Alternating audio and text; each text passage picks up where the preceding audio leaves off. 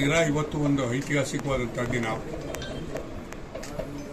ವೈದ್ಯಕೀಯ ಕ್ಷೇತ್ರದಲ್ಲಿ ಮಹತ್ತರವಾಗಿರ್ತಕ್ಕ pharma super speciality hospital ಅಂತ ಹೇಳಿ ನಮ್ಮ ತಾಲೂಕಿನವರೇ ಆಗಿರ್ತಕ್ಕಂಥ ವೈದ್ಯಾಧಿಕಾರಿಗಳೆಲ್ಲರೂ ಕೂಡ ಸೇರಿ ಇವತ್ತೊಂದು ಸಿರಾದಲ್ಲಿ ಒಂದು ಐತಿಹಾಸಿಕವಾದಂಥ ಆಸ್ಪತ್ರೆಯನ್ನು ತೆರೆದಿರ್ತಕ್ಕಂಥದ್ದು ಅತ್ಯಂತ ಸಂತೋಷ ಪಡ್ತಕ್ಕಂಥ ಒಂದು ಸಂಗತಿ.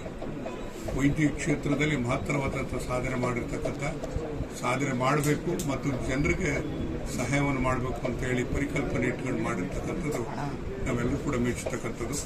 ಇವತ್ತು ಉದ್ಘಾಟನೆಯ ಸಂದರ್ಭದಲ್ಲಿ ನಾನು ಇವತ್ತಿಲ್ಲಿ ಬಂದಿದ್ದೇನೆ, ಉದ್ಘಾಟನೆ ಮಾಡಿದ್ದೇನೆ. ಅತ್ಯಂತ ಸಂತೋಷ ಆಗ್ತದೆ.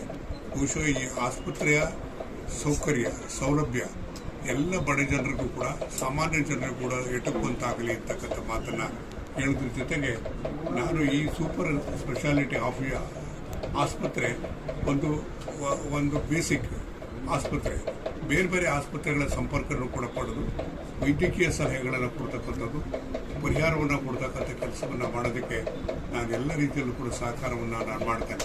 ನನ್ನ ಅಧಿಕಾರಿ ಕ್ಷೇತ್ರದಲ್ಲಿ ಅನೇಕ ಮೆಡಿಕಲ್ ಕಾಲೇಜುಗಳು ಮತ್ತು ವಿಶ್ವವಿದ್ಯಾನಿಲಯಗಳನ್ನು ನಾನು ಮಂತ್ರಿಯಾದಂಥ ಸಂದರ್ಭದಲ್ಲಿ ನಾನು ಮಾಡೋದ್ರ ಜೊತೆಗೆ ಅವರೆಲ್ಲ ಸೌಲಭ್ಯನೂ ಕೂಡ ಸಿರಾ ನಗರಕ್ಕೆ ಸಿಗ್ತಕ್ಕಂಥದ್ದು, ಜನರಿಗೆ ಸಿಗ್ತಕ್ಕಂಥ ರೀತಿಯಲ್ಲಿ ವ್ಯವಸ್ಥೆಯನ್ನು ನಾನು ಮಾಡೋಕ್ಕೆ ತಯಾರಾಗಿದ್ದೀನಿ.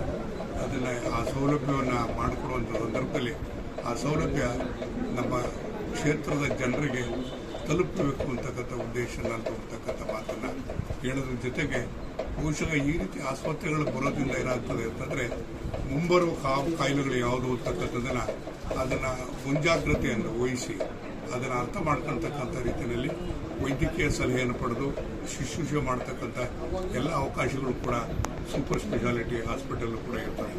ಇವತ್ತು ನಾನು ಬೆಂಗಳೂರಿನಲ್ಲೂ ಕೂಡ ಒಂದು ಸೂಪರ್ ಸ್ಪೆಷಾಲಿಟಿ ಆಸ್ಪತ್ರೆ ಕೂಡ ಇದೆ.